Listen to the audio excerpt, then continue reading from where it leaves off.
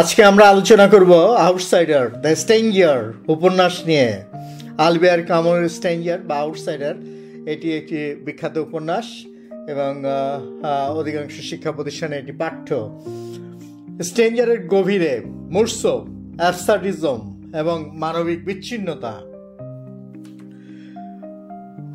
আজ মা মারা গেলেন, হয়তো গতকাল, জানি না। এক লাইনে কিভাবে পুরো চরিত্র আর উপন্যাসের শুরু স্থাপিত হয় সেটাই ব্যাখ্যাতীত একটি বিষয়।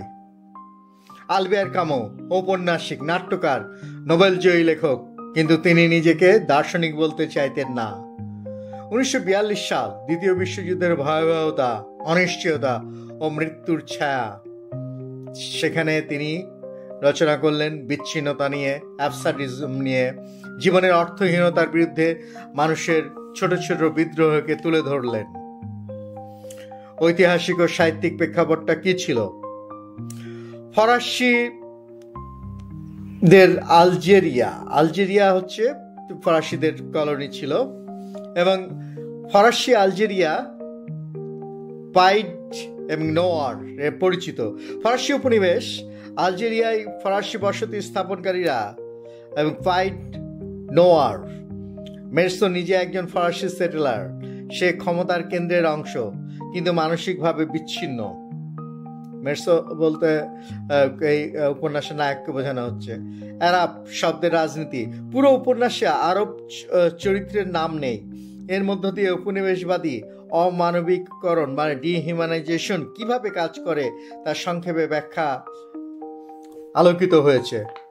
দর্শনীয় সংযোগটি কিভাবে ঘটেছে? অস্তিত্ববাদ, এক্সিস্টেন্সিয়ালিজমের সঙ্গে যে মিল, অর্থহীনতা, একাকিত্ব, ব্যক্তির দায়, মৃত্যু চেতনা, এগুলো কিন্তু উপন্যাসের মধ্যে এসেছে। কিন্তু কামুর নিজস্ব অবস্থান কি ছিল? তিনি বলছেন, কিন্তু আমি অস্তিত্ববাদী নই, আমি অ্যাবসার্ডের লেখক। এই উপন্যাসের যে জীবন এবং হত্যাকাণ্ড আছে, মায়ের মৃত্যু ও শোকের অভাব আছে, সেই প্রসঙ্গ দিয়ে ঘটনা। মায়ের মৃত্যু, বৃদ্ধাশ্রমের শেষ জীবন, মেরসোর উপস্থিতি কিন্তু আবেগহীনতা, কফি, সিগারেট, সবের দিকে না তাকানো, ঘুম পেয়ে যাওয়া, মায়ের মৃত্যু সত্ত্বেও, এইগুলো একটি আশ্চর্যভাবে লিপিবদ্ধ হয়েছে। সমাজের চোখে প্রথম অপরাধ এখানেই। সে অভিনয় করে না, শোকের নাটক করে না। থমাস পেরেজের সত্যিকারের প্রচলিত আবেগের প্রতিনিধি। মেরসোর নিরাসক্ততার বিপরীতে সাধারণ মানুষের শোক সেখানে দেখানো হয়েছে। মেরসো অ্যাবসার্ডকে মেনে নিয়েছে বলেই সে অভিনয় করতে পারে না।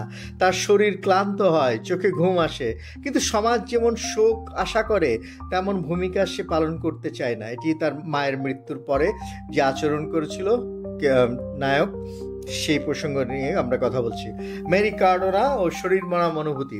পরের দিনই মেরির সঙ্গে সাঁতার কাটে এই নায়ক, হাসি খুশি হয়, তার আচরণ, সিনেমা দেখে, শারীরিক আকর্ষণে পড়ে।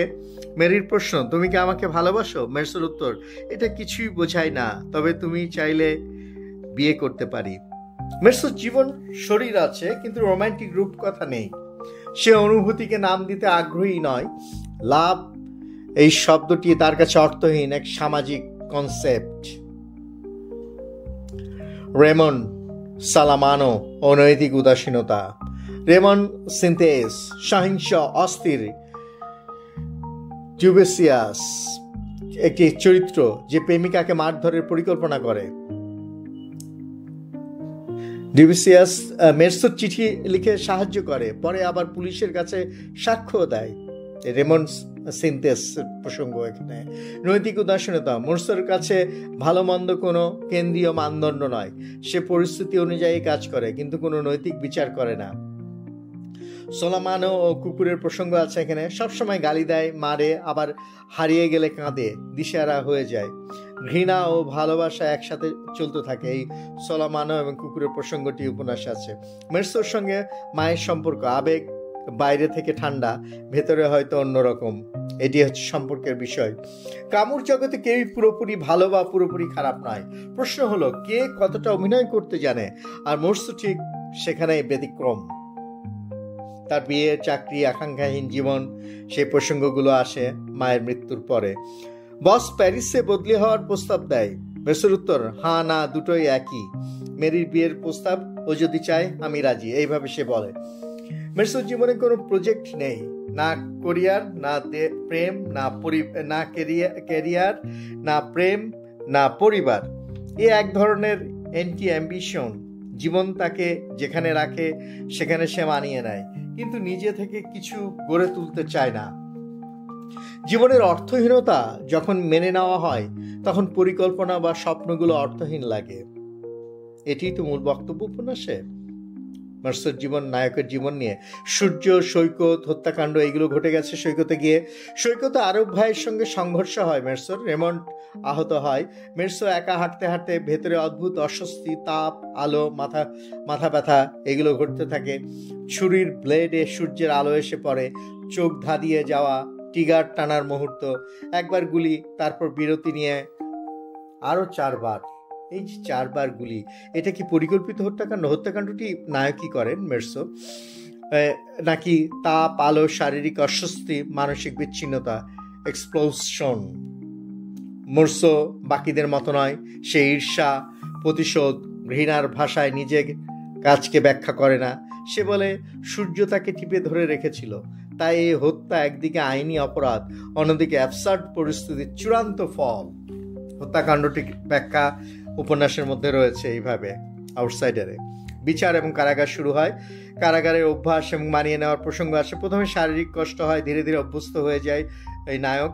জানালার বাইরে ছোট্ট আকাশ দেখা যায়। স্মৃতিতে পুরনো ফ্ল্যাটের জিনিসগুলো গণনা করে, নিজের সঙ্গে কথা বলে সে।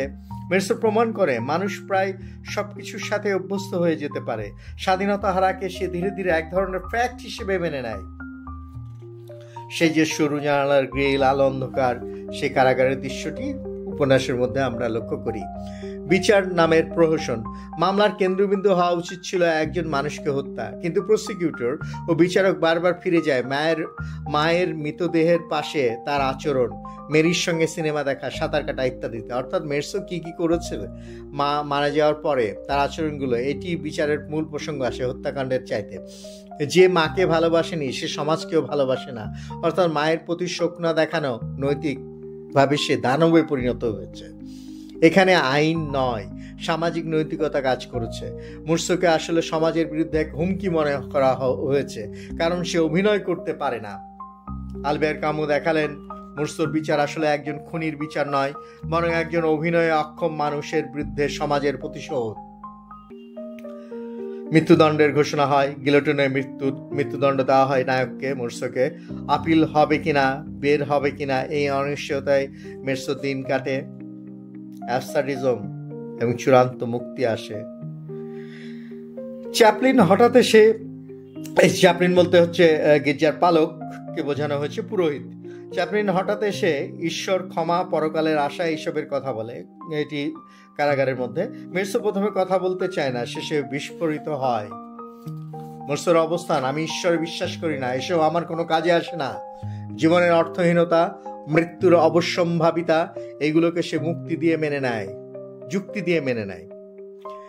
চ্যাপলিন তখন বলে, পাদ্রী বলে, ধর্ম সমাজের প্রচলিত সান্ত্বনা প্রস্তাব দেয় তাকে। তখন মের্সো বলে, অ্যাবসার্ড সত্যের সামনে নগ্ন দাঁড়ানো মানুষ যে ভুয়া সান্ত্বনা নিতে চায় না।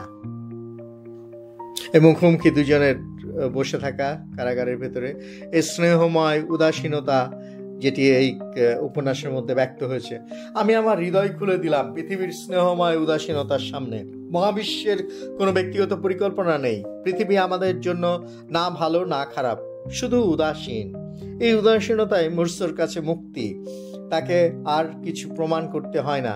ঈশ্বর, নৈতিকতা, সামাজিক অভিনয় কোনোটাই আর তাকে বেঁধে রাখতে পারে না।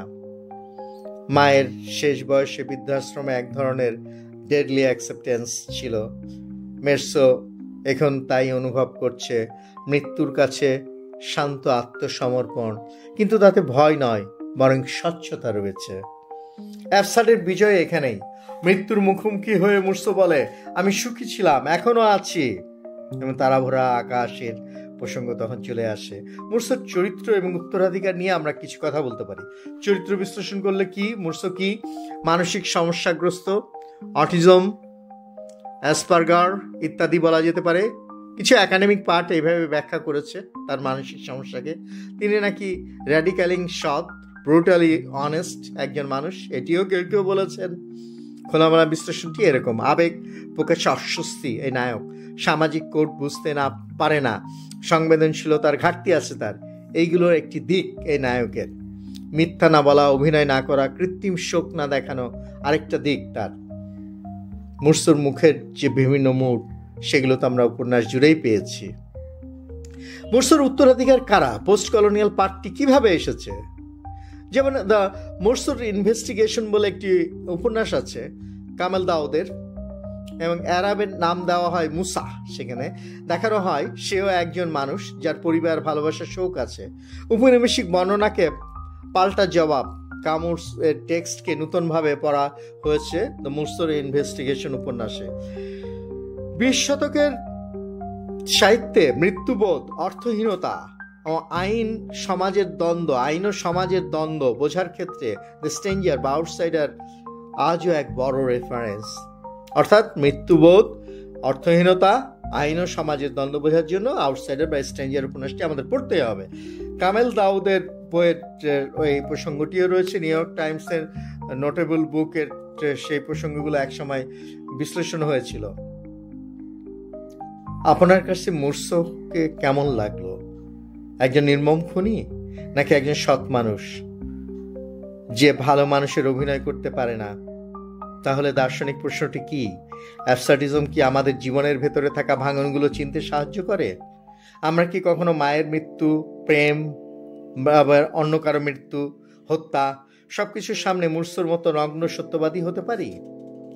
ক্রামোর একটি উদ্ধৃতি দিয়ে আমরা শেষ করতে পারি: In the depth of winter, I finally learned that within me there lay an invisible summer.